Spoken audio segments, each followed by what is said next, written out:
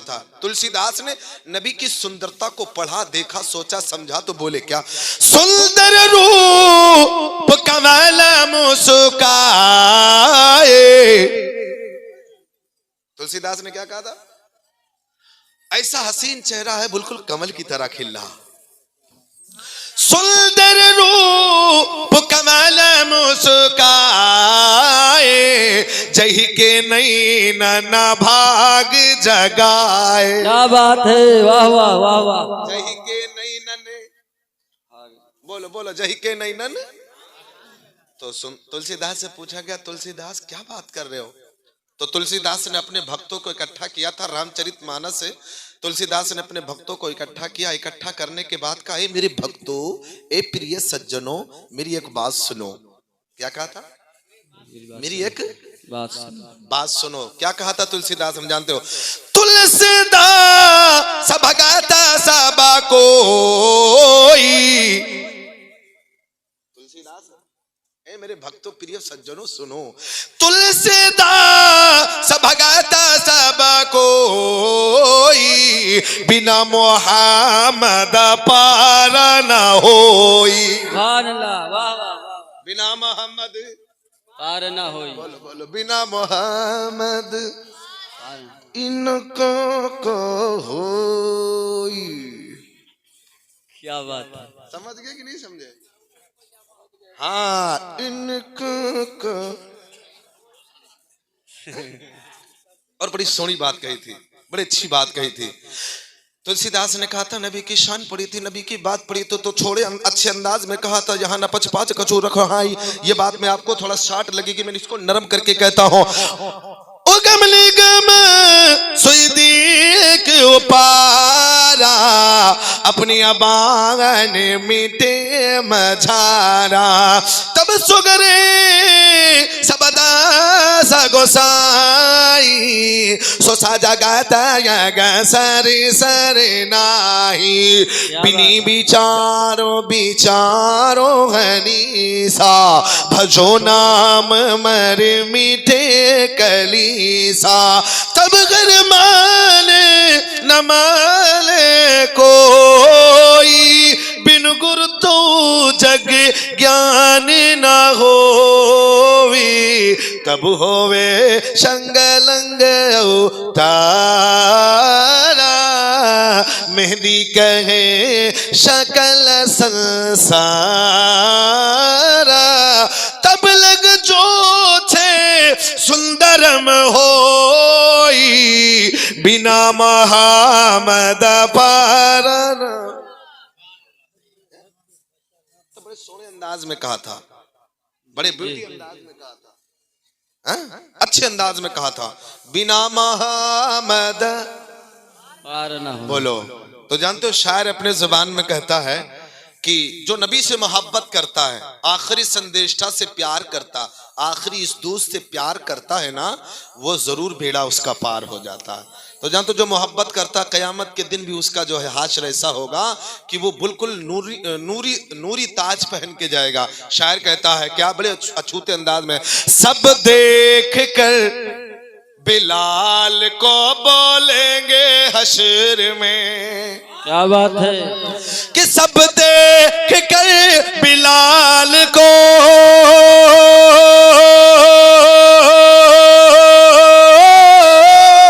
सब देख कर बिलाल को बोलेंगे हश्र में, क्यों क्यों क्यों, देखो ये, अरे देखो ये मुस्तफा के वफादार आए हैं, मुस्तफा के अल्लाहु अकबर, या रसूलुल्लाह जिंदाबाद, वाह वाह। देखो ये मुस्तफा के वफादार आए हैं। और एक मंत्र चलते चलते ले लो, ऐसा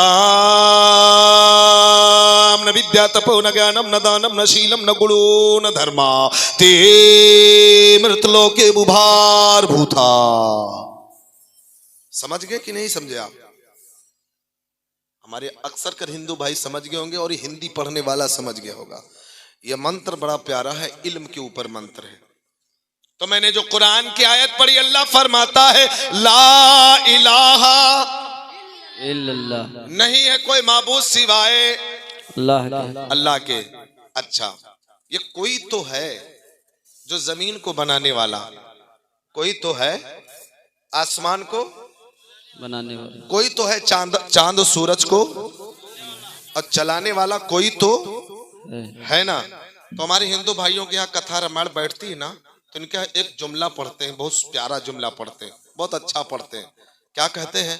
नाथ सकल संपदा तुम्हारी,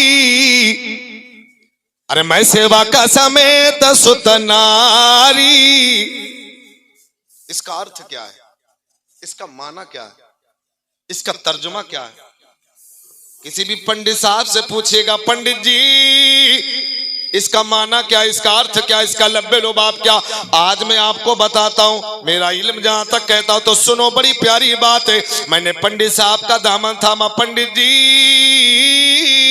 मैं आपसे कुछ पूछना चाहता हूं, कुछ मालूम करना चाहता हूं। पंडित जी ने ऊपर से नीचे देखा, कहा तू मौलाना, मैं पंडित।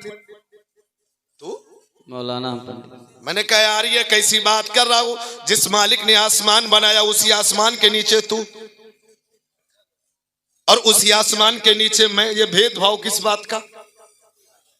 भेदभाव किस बात का? अकीदे का मसला वो अलग है, लेकिन इंसानियत के तकाजे में देखा जाए, इंसान तुम भी हो, इंसान हम भी हैं।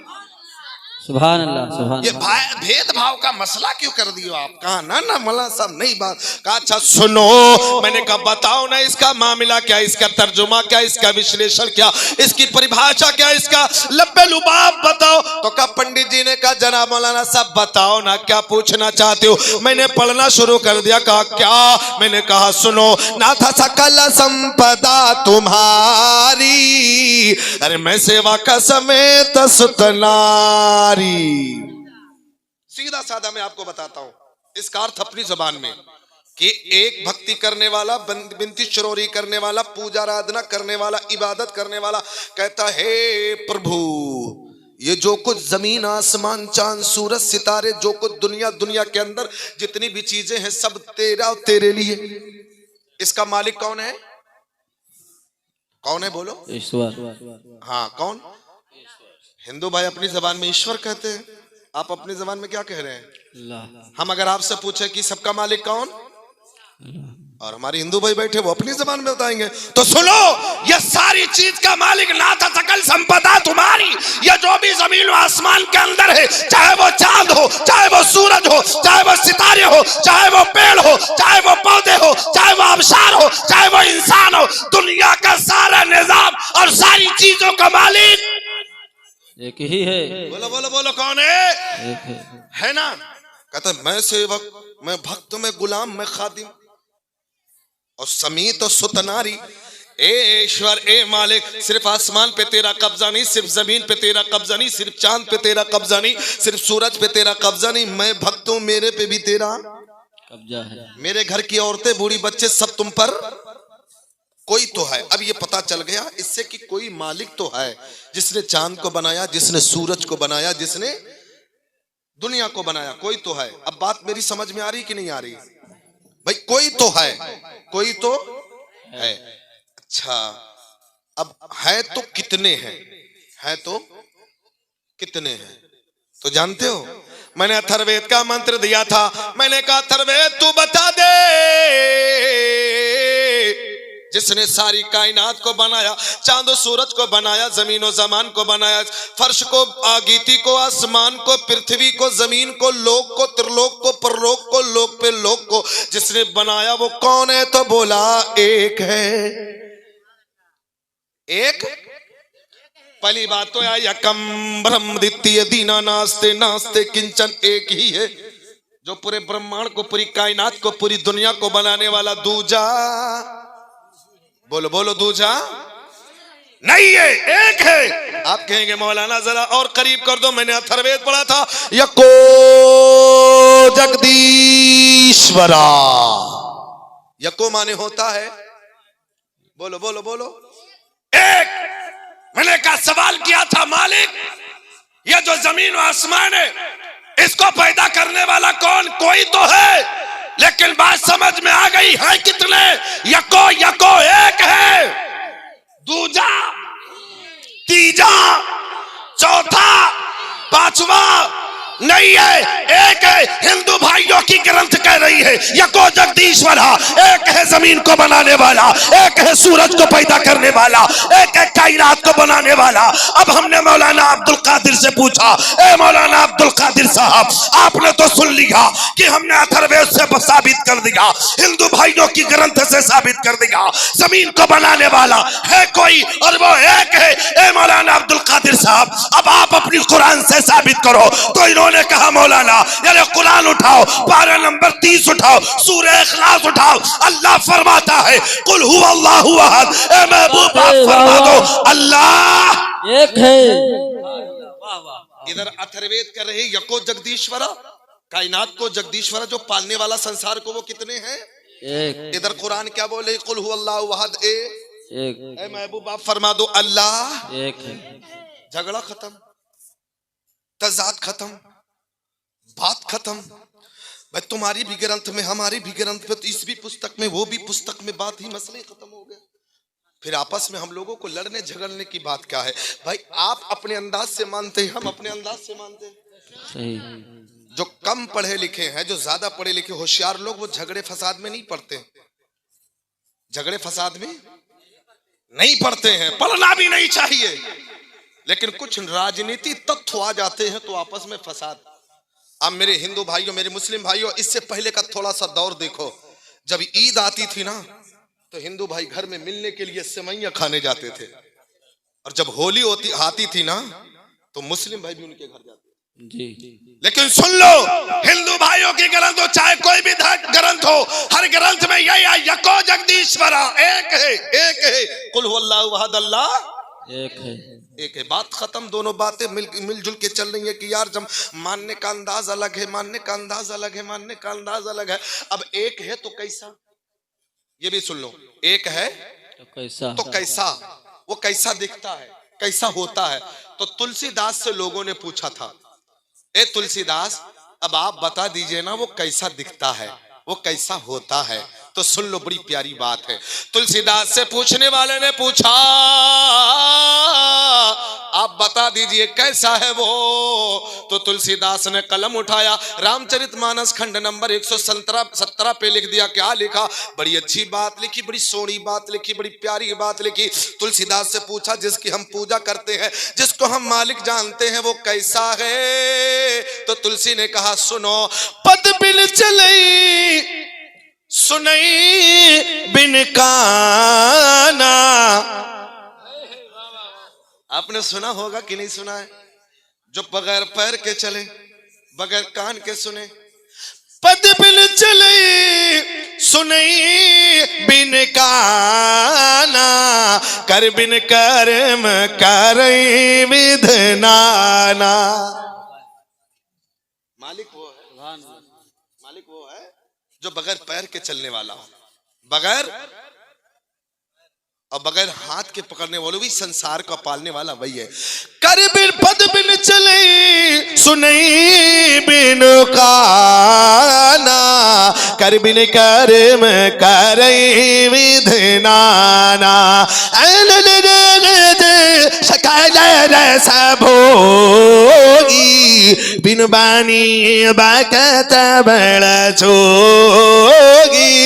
तन बिन परस नयन बिनु देखा, गरी गरान बिन बासग सीसा। वाह वाह, सुभान अल्लाह। तुलसीदास ने मसला ही खत्म कर दिया। है कोई, एक है। कैसा है? बगैर पैर के चलने वाला, बगैर हाथ के पकड़ने वाला, बगैर जबान के बोलने वाला, बगैर आंख के देखने वाला, बगैर पैर के चलने वाला। अब मैंने किताबों का मुताला किया, मैंने कहा हिंदू भाइयों की बहुत सी किताबें पढ़ी हैं, उसमें भी लिखा है ईश्वर का कोई रूप नहीं है, वो उसका कोई आकार नहीं, वो निरंकार है, उसका कोई आकार नहीं। ऐ मेरे मिल्लत के नौजवान हो जो ईश्वर को या मालिक को इधर उधर तलाश करते हो, सुन लो ईश्वर हर कण कण में बसता है। सुन लो, कोई तो मस्जिद में देखता है, कोई तो मदरसे में देखता है, कोई तो मंदिर में तलाश करता है। अगर आपको खुदा को तलाश करना है, ईश्वर को तलाश करना है, मालिक को तलाश करना है, ना तो वो मंदिर में है ना तो वो मस्जिद में है। अरे ईमान से पूछ, तेरे दिल के अंदर है, पहले तलाश करके तो दे। क्या बात है। नारे तकबीर, नारे रिसालत, मसलके आला हजरत उलमाए अहले सुन्नत हजरत अल्लामा मौलाना मुफ्ती इरफानुल हक साहब कादरी। नारे तकबीर, नारे रिसालत। बहुत से मंत्र मेरे पास, बहुत सी बातें हैं। तो मेरे मिल्लत के नौजवानों सुनो, ला इलाहा इल्लल्लाह, इन्हीं के मंत्र में जिसको अनकही मंत्र कहा जाता है, ला इलाहा इल्लल्लाह महरे पाबंद, ये भी एक मंत्र है। बहुत सी चीजें हैं, लेकिन सुनो मेरे मिल्लत के नौजवान, दूसरी जो मैंने आयत पढ़ी, मोहम्मदुर रसूलुल्लाह, मोहम्मद अल्लाह के रसूल हैं। मैंने हिंदू भाइयों की ग्रंथ भविष्य पुराण का एक मंत्र दिया था, अस्सुमा सुकुमारुवदेव दत्तम जगतपति। इसके अंदर आया है कि एक ऐसा अवतार आने वाला है, आखिरी संदेष्टा आने वाला है, आखिरी रसूल आने वाला है, आखिरी पैगंबर आने वाला है, आखिरी संदेष्टा आने वाला है, वो पूरी कायनात पे राज करेगा। आई है। इसकी जब बात चली तो ना हिंदू भाइयों के गुरु, हिंदू धर्म के गुरु, महान गुरु जिसको कबीर दास कहते हैं, वो अपनी जबान में बोल पड़े। वो जो आएगा ना, उसका नूर करकड़ में समा जाएगा, हर जग में, हर जगह पे उसका चर्चा होगा। तो इस पर नजर पड़ गई कबीर की, तो वो बोले, अपने अंदाज में बोले। क्या बोले?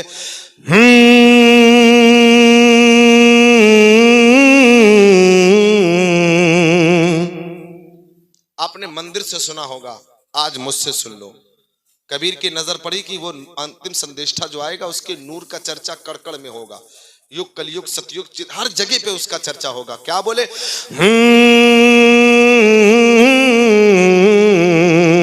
लाल मोरे लाल की, क्या बात है, वाह।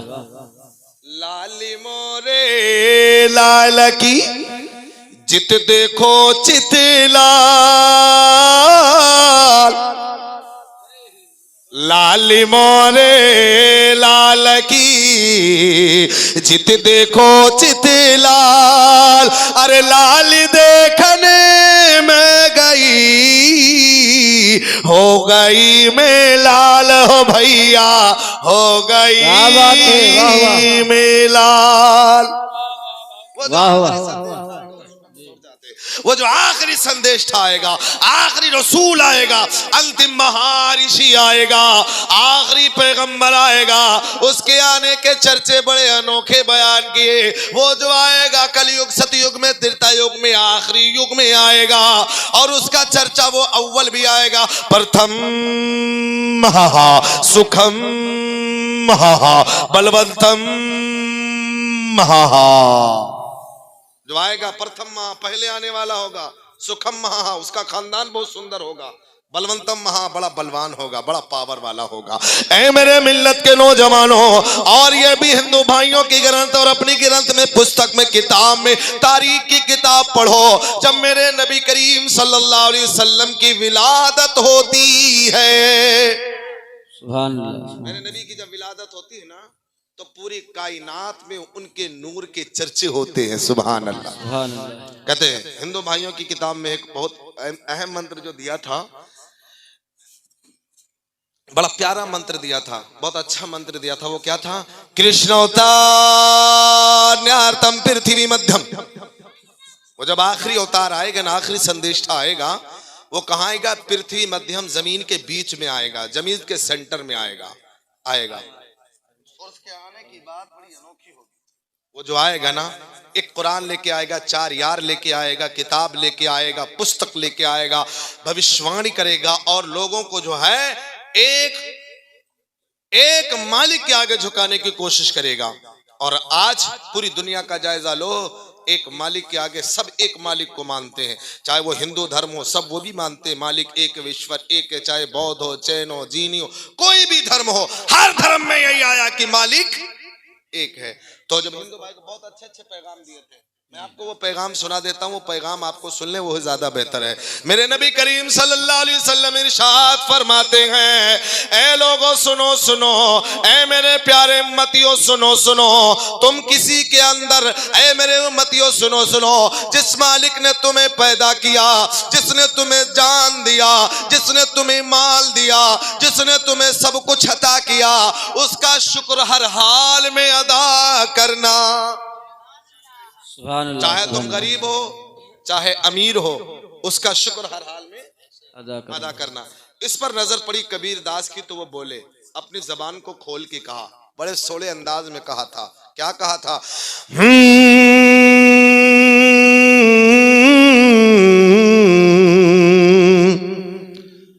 दुख में सुमिरन सब करे। सुमिरन कहते हैं ना, जब कोई परेशान होता है ना, जब कोई बीमार होता है या कोई पैसा से टूट जाता है, जब गरीबी आ जाती, तो सबके सबको अल्लाह, ईश्वर और सब कुछ याद आता है। हे अल्लाह अब क्या करे, या अल्लाह अब क्या करे, या अल्लाह अब क्या करे, हे मालिक मेरी लाज बचा ले, मेरी लाज बचा ले। जब पैसा था तो जुबान पे, लेकिन जब गरीबी आती है तो लोग अपने आप को उस मालिक हकीकी की तरफ लगाते हैं। लेकिन सुन लो, कोई भी पुस्तक हो, कोई भी धर्म हो, हर धर्म में यही बताया गया, चाहे आप खुशहाल हो, चाहे आप अमीर हो, चाहे आप गरीब हो, चाहे आप मुफलिस हो, हर हाल में उस मालिक का तुम्हें शुक्र अदा करना है। क्या बात है, सुभान अल्लाह। और जो बंदा गरीबी में याद करता है ना, मुफलिसी में याद करता, फिर उसे कभी तकलीफ नहीं होती। दुख में, जो सुख में याद करता, जब पैसा होता तब याद करे, तब तो उसे कभी गरीबी नहीं आ सकती। कबीर ने अपनी जबान में कहा था, क्या कहा था?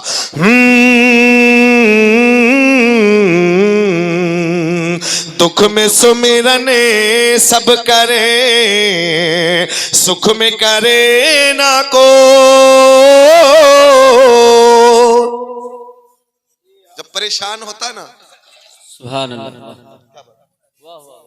जब परेशान होता है आदमी ना, तब अल्लाह याद आता है, ईश्वर याद आता, मालिक याद आता।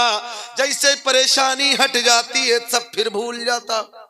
तो दर्श दिया था कबीर ने, अपने मानने वालों को कहा था, मानने वालों सुनो, कि दुख में सुमिरन जे करे, सुख में करे ना को। दुख में सुमिरन सब करे, दुख में सुमिरन सब करे, सुख में करे ना को। अरे सुख में सुमिरन जय करे, तो दुख काहे को होए हो भैया, दुख काहे को हो। अगर तुमने गरीबी में याद किया है तो अमीरी में भी याद कर लेना। दौलत जब तुम्हें मिल जाए, पैसा जब तुम्हें मिल जाए, शोहरत जब तुम्हें मिल जाए, उस वक्त भी अल्लाह को याद कर लेना, उस वक्त भी मालिक को याद कर लेना। मेरा दावा है, मेरा ईमान है, जो अमीरी में अल्लाह को याद करता, फिर उसे कभी गरीबी का मुंह नहीं देखना पड़ता। सुभान अल्लाह, सुभान, फिर उसे गरीबी का मुंह नहीं देखने पड़ता। और अगरचे अमीरी आई, भूल गए। अक्सर कर लोगों का यही हाल होता है, जब अमीरी आती है तो चाल भी बदल जाती है। जब अमीरी आती है ना तो रंग भी बदल जाता, बात भी बदल जाती है। जब अमीरी आती है ना तो चाल चलन रंग ढंग सब बदल जाता। अब पैसा आ गया, तवज्जो दे मेरी तरफ, पैसा आ गया। हमारी अम्मा बहनन के पास पैसा आवा तो फौरन कहीं चलो 2.5 किलो वाली पायल ले आई। इनके पास पैसा आ गया तो चलो वह भड़भटुआ बुलेट ले आई, कि लोग जाने तो कम से कम, हाँ बड़े आदमी है। और जमीन पर बे खटक खटक खटर पटर कर चलते हैं, जमीन पर बड़ा जुल्म करते हुए चलते। इंसानों पे वो जुल्म करे, भाइयों पे वो जुल्म करे, पड़ोसियों पे वो जुल्म करे। पैसा आ गया ना, चाल बदल गई। जब पैसा नहीं था तो झुके झुके चलते थे, पैसा आ गया तो तान के चल रहे। तो बड़ा अजीब मसला है।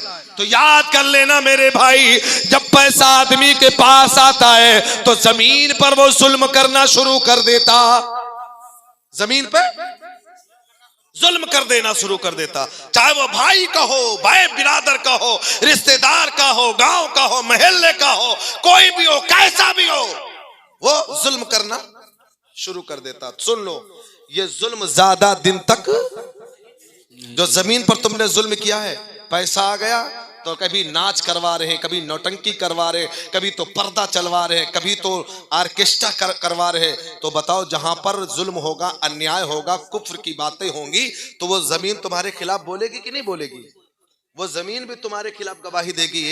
ए मौला, तूने मुझे इसलिए पैदा किया था कि वो तो मेरे ऊपर तेरे बारगाह में सजदा करें। ये तो ऑर्केस्ट्रा नौटंकी करा रहे थे, ये तो जुआ खेल रहे थे, ताश खेल रहे थे। पैसा आता है तो रंग बदल जाता है।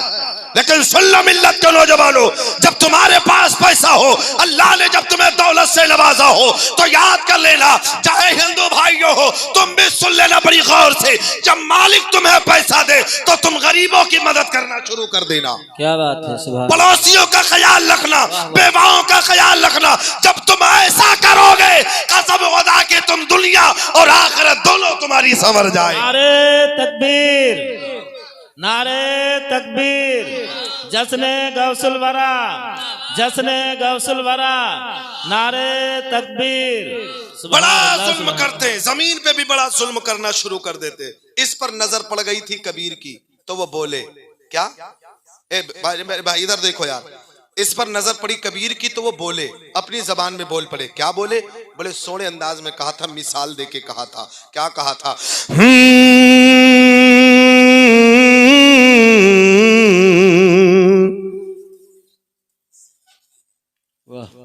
माटी कहे कुम्हार से, क्या बात है।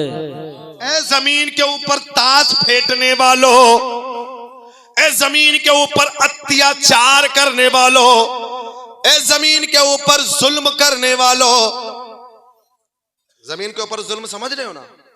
कोई भी पाप काम करो, पापी काम करो, कोई भी गलत काम करो, ये जमीन पर जुल्म ही तो है। बोलो बोलो, है कि नहीं है जी? हमारी पुस्तक में हिंदू भाइयों सुन लो, ऐ मेरे अजीज दोस्तों तुम भी सुन लो। हदीस और कुरान की रोशनी में बताता हूं, अल्लाह के नबी फरमाते हैं, जिस जगह पे तुमने अगर गलत काम किया, वो जमीन का टुकड़ा भी तुम्हारे खिलाफ बोलेगा। क्या बात है, वाह। आज अगर ये कबीरहा वालों ने जलसा किया तो ये जमीन का टुकड़ा भी अल्लाह की कहेगा, मौला तेरा शुक्र है, तेरे बंदों ने यहाँ पर अल्लाह उसके रसूल का जिक्र किया था। सुभान अल्लाह। और यहीं पर अगर ऑर्केस्ट्रा चलाते, यहीं पे नाच होता, तब भी बोलती है जमीन, इन्होंने गलत किया, अब बोलेगी इन्होंने सही किया। तेरे जिक्र के लिए मैंने मेरी छाती पर मौला, तेरे कबीरहा वालों ने, कबीरहा के मुसलमानों ने, कमेटी वालों ने, मेरे मौला मेरी छाती पर तेरे महबूब का जिक्र हो रहा था, मुझे सुकून मिल रहा था।